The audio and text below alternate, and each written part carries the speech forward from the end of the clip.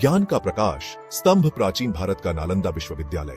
यह विश्वविद्यालय न केवल शिक्षा का केंद्र था बल्कि सांस्कृतिक और बौद्धिक आदान प्रदान का भी एक महत्वपूर्ण स्थल था। नालंदा विश्वविद्यालय भारत के समृद्ध बौद्धिक इतिहास का प्रतीक है।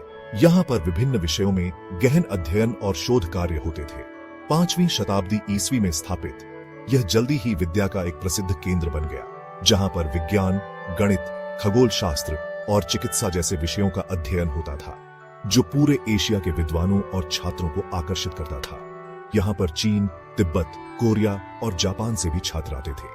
कल्पना कीजिए, एक ऐसी जगह जहां हजारों लोग अपने समय के सर्वश्रेष्ठ दिमागों से सीखने के लिए उत्सुक रहते थे। यहाँ पर शिक्षा का स्तर इतना ऊंचा था कि इसे प्राचीन विश्व का ऑक्सफोर्ड कहा जाता था। यह था नालंदा, ज्ञान का एक ऐसा प्रकाश स्तंभ जिसने सदियों तक दुनिया को रोशन किया।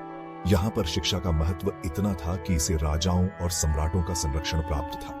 इस विश्वविद्यालय की विरासत न केवल इसकी प्रभावशाली वास्तुकला में है, बल्कि इसके पुस्तकालयों में भी है, जहाँ पर लाखों पांडुलिपियां संग्रहित थीं, बल्कि दुनिया भर में ज्ञान के प्रसार में इसके योगदान में भी है। नालंदा ने शिक्षा और ज्ञान के क्षेत्र में जो योगदान दिया वह आज भी अमूल्य है।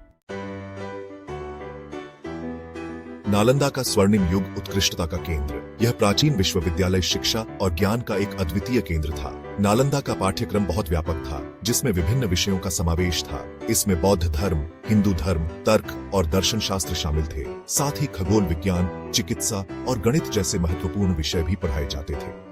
यह वास्तव में एक बहुसांस्कृतिक संस्थान था, जहां विभिन्न संस्कृतियों का संगम होता था, जिसमें चीन, कोरिया, तिब्बत और अन्य देशों के छात्र भी पढ़ने आते थे, जो इसे एक वैश्विक शिक्षा केंद्र बनाता था।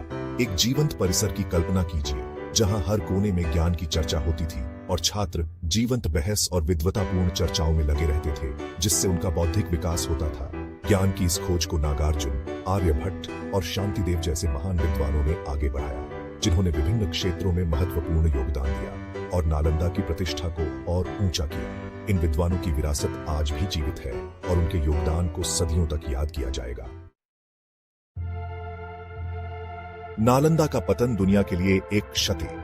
यह घटना इतिहास के पन्नों में एक काले अध्याय के रूप में दर्ज है। दुख की बात है कि इस महान शिक्षा केंद्र का पतन हुआ 12वीं शताब्दी में। नालंदा की यात्रा रुक गई। यह यात्रा ज्ञान और शिक्षा की खोज में थी। आक्रमणकारियों ने सत्ता और धन के लालच में इस शिक्षा केंद्र को नष्ट कर दिया। यह हमला केवल एक इमारत पर नहीं, बल्कि ज्ञान के एक पूरे युग पर था। 1193 ईस्वी में बख्तियार खिलजी द्वारा नालंदा का विनाश भारत के बौद्धिक और सांस्कृतिक परिदृश्य के लिए एक विनाशकारी घटना थी। इसने शिक्षा और संस्कृति को गहरा आघात पहुंचाया। कहा जाता है कि एक समय इस महान पुस्तकालय में हजारों पांडुलिपियां थीं, जो विभिन्न विषयों पर आधारित थीं, जिसे जला दिया गया, जिसके परिणाम स्वरूप ज्ञान की एक ऐसी क्षति हुई जिसकी भरपाई नहीं की जा सकती। यह नुकसान केवल भौतिक नहीं, बल्कि सांस्कृतिक और बौद्धिक भी था। खंड 4, राख से पुनर्जीवन। भारत की बौद्धिक विरासत को पुनः प्राप्त करना। विनाश के बावजूद नालंदा की भावना जीवित रही। 20वीं शताब्दी में इस प्राचीन शिक्षा केंद्र को पुनर्जीवित करने का सपना आखिरकार साकार हुआ।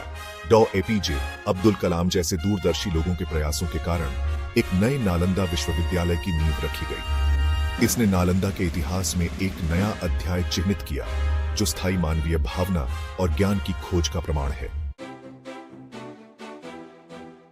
खंड 5, नालंदा आज भविष्य का सेतु। आज 2010 में स्थापित नया नालंदा विश्वविद्यालय अपने पूर्ववर्ती की विरासत को आगे बढ़ा रहा है। आधुनिक सुविधाओं से लैस इसका उद्देश्य उत्कृष्टता का केंद्र बनना है, जो वैश्वीकृत दुनिया में संवाद और समझ को बढ़ावा देता है।